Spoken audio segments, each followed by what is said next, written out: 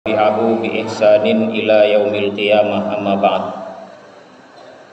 Ma'asyiral muslimin, jamaah salat isya dan tarawih yang mudah-mudahan senantiasa dikarunia rahmat dan keberkahan dari Allah Subhanahu wa taala.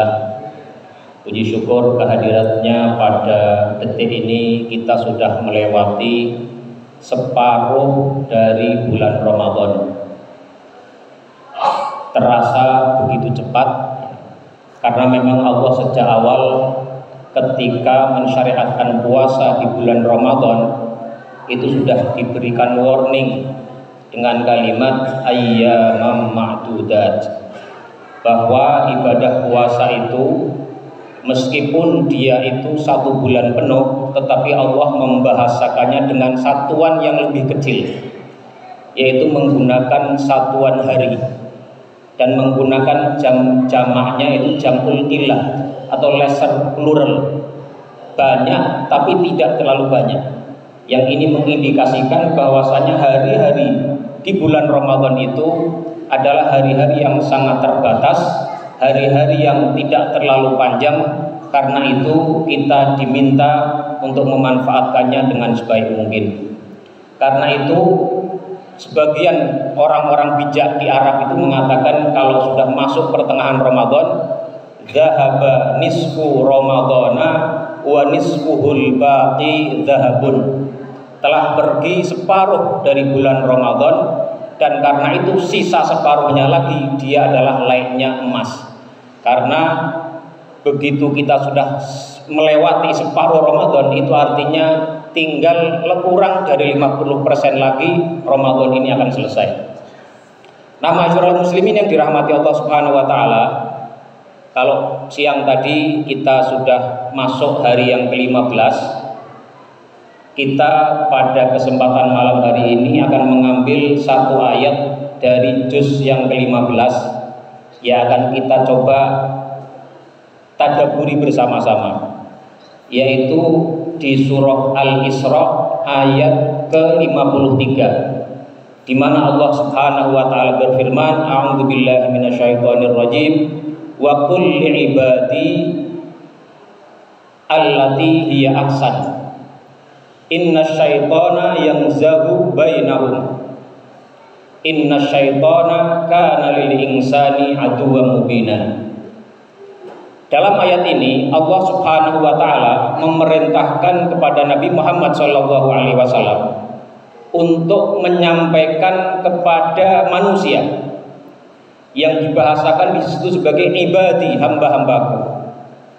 Kalau kita buka beberapa kitab tafsir, itu makna ibadi itu ada yang memaknai maksudnya adalah seluruh siapapun yang menerima pesan ini, baik mukmin, baik kafir, baik muslim, baik non muslim, mau kecil, mau dewasa, semua masuk. Tapi ada pula yang memaknai ibadi, maksudnya adalah hamba-hambaku yang beriman. Mengapa? Karena Al-Quran ketika mengatakan ibad, itu banyak terkait dengan hamba-hambanya yang beriman. Waqul, dan katakanlah wahai Nabi Muhammad, li ibadi, kepada hamba-hambaku, yaqulu allati hiya ahsan, hendaknya mereka itu berkata dengan perkataan yang terbaik. Inna syaitana yanzagu bainahum, sesungguhnya setan itu punya misi untuk merusak hubungan antara satu dengan lainnya di antara mereka. Inna syaitana kana lil insani aduwwan mubina, sesungguhnya setan itu bagi manusia adalah merupakan musuh yang nyata. Nah, dari ayat ini ada beberapa catatan. Yang pertama, ayat ini menegaskan pentingnya kita untuk menjaga perkataan kita, menjaga setiap kata-kata yang keluar dari mulut kita. Ayat ini berada di surah Al-Isra yang kategorinya adalah surah Makkiyah, surat Makkiyah, dan perintahnya adalah perintah Allah kepada Nabi Muhammad untuk menyampaikan perintah berkata baik itu kepada umatnya. Nah, ada kata-kata yang mirip yang ada di surah Al-Baqarah yang suratnya surat Madaniyah, Itu di ayat 83. Konteksnya adalah tentang perjanjian Allah dengan Bani Israel, yang mereka diharuskan untuk melakukan beberapa hal yang sangat penting. Salah satunya adalah untuk tidak menyekutukan Allah Subhanahu wa taala atau hanya beribadah kepada Allah Subhanahu wa taala saja. Dan salah satunya adalah disitu disebutkan wa qulu linnasi husna, dan katakanlah oleh kalian perkataan yang baik. Di antara qiraah bacaan ayat itu ada yang membaca wa qulu linnasi hasana, dan katakanlah dengan perkataan yang baik. Perkataan yang baik itu kalau menurut para ulama mencakup dua hal. Jadi al-hasanu fi makna, yaitu baik dalam kontennya, wal hasanu fi hayati, dan baik dalam kemasannya. Jadi orang kalau bahasanya bagus tapi isinya salah, ya tidak baik. Atau isinya baik, mengajak kebaikan tapi disampaikan dengan kasar, itu tidak juga menjadi sesuatu yang baik. Jadi kata husna atau hasan di situ mencakup dua hal, yaitu al-hasanu atau al-husnu fi ma'nahu wal husnu fi hayatihi. Jadi baik kontennya dan baik kemasannya. Nah, kalau kita bandingkan dua ayat itu, ini menunjukkan bahwasanya perintah berkata baik itu bukan hanya perintah yang Allah wajibkan kepada umat Nabi Muhammad SAW. Jadi Bani Israel pun, umat-umat terdahulu itu sudah mendapat kewajiban untuk berkata dengan perkataan yang baik. Artinya apa? Artinya berkata yang baik itu merupakan satu syariat yang Allah syariatkan dari zaman ke zaman, dari umat ke umat, dari nabi ke nabi. Itu menunjukkan perintah untuk berkata yang baik merupakan satu hal yang sangat penting sekali. Ini yang pertama. Kemudian yang kedua, Allah Subhanahu wa taala di ayat Al-Isra 53 tadi, ketika ingin memerintahkan kepada hambanya untuk berkata dengan perkataan yang baik, Allah menggunakan mensifati objek pembicaraan itu, yang mukhatab dari pembicaraan itu dengan kata li ibadi. Wa qul li ibadi. Ini artinya apa? Artinya bahwa di antara elemen yang paling penting dari ibadah seseorang kepada Allah, atau elemen yang paling penting ubudiyah seseorang kepada Rabb-nya, elemen yang paling penting bentuk penghambaan seseorang kepada Allah, itu adalah ditandai dengan kemampuan dia berkata yang baik. Jadi kalau kita sehebat apapun, ya, puasa kita sehebat apapun, sholat kita sehebat apapun, iktikaf kita, tapi kalau kita tidak mampu mengontrol perkataan kita, itu berarti ubudiyah kita itu belum masuk kategori yang tingkat atas. Makanya ada satu riwayat itu, ada seorang sahabat lapor kepada Rasulullah, ya Rasulullah, innali jarotan taqumul laila wa tasumun nahar. Ya Rasulullah, aku ini punya tetangga, dia itu rajin sholat malamnya juga rajin, wa tasumun nahar, dan kalau siang dia berpuasa. Walakinnaha tu'dhi jiranaha bilisaniha. Tapi kelemahannya Rasulullah, dia itu sering menyakiti tetangganya dengan lisannya.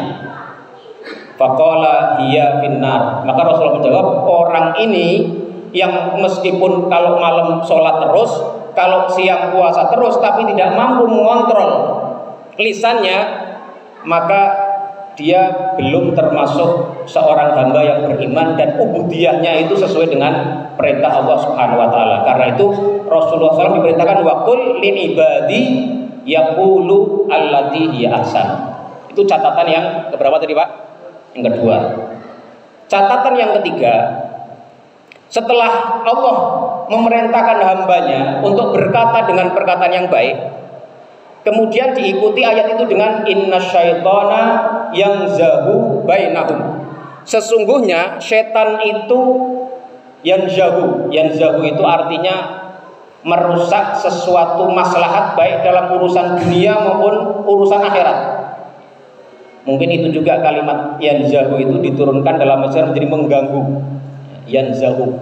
Jadi mengganggu hubungan antara satu dengan yang lainnya. Ini memberikan isyarat apa? itu memberikan isyarat bahwasanya salah satu pintu yang paling luas bagi setan untuk mengganggu relasi hubungan antara satu orang dengan lainnya itu adalah melalui perkataan yang tidak baik. Maka kalau kita sering lihat baik dalam keluarga antara suami dengan istri, seorang anak dengan bapaknya, seorang bapak dengan anaknya, seorang saudara dengan saudaranya lagi, itu banyak sekali yang mengalami percekcokan, mengalami keretakan hubungan, mengalami kerusakan relasi hanya gara-gara masalah komunikasi. Karena tidak mampu tadi yaqulu allati hiya ahsan tadi. Jadi setan itu menjadikan perkataan yang buruk menjadi salah satu pintu yang paling luas untuk membuat hubungan yang tidak harmonis antara satu orang dengan yang lainnya. Nah, karena itu dari sini kita perlu belajar ya, betapa pentingnya kita menjaga ucapan kita. Dan dalam Al-Quran itu banyak sekali contoh-contoh ucapan. Ada qaulan karima. Misalnya kalau kita diminta berkomunikasi dengan kedua orang tua kita, kalau kedua orang kita sudah mencapai usia yang lanjut, itu biasanya kan maaf-maaf ya, itu kayak kembali ke anak kecil lagi. Makanya di ayat itu disebutkan Ustaz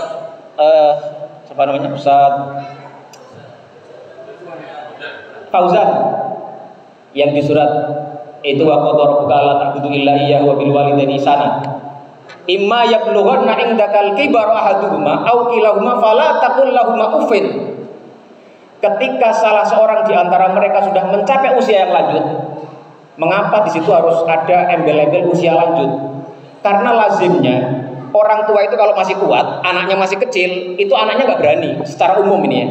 Tapi giliran anaknya sudah dewasa, kemudian orang tuanya sudah mencapai usia lanjut, itu potensi seorang anak untuk berani kepada orang tuanya tinggi sekali. Karena apa? Karena orang tuanya itu biasanya sudah mencapai usia yang lanjut, dia perilakunya akan kembali seperti anak kecil. Makanya fala taqul lahumā uffin wala tanharhumā wa qul lahumā qaulan karima.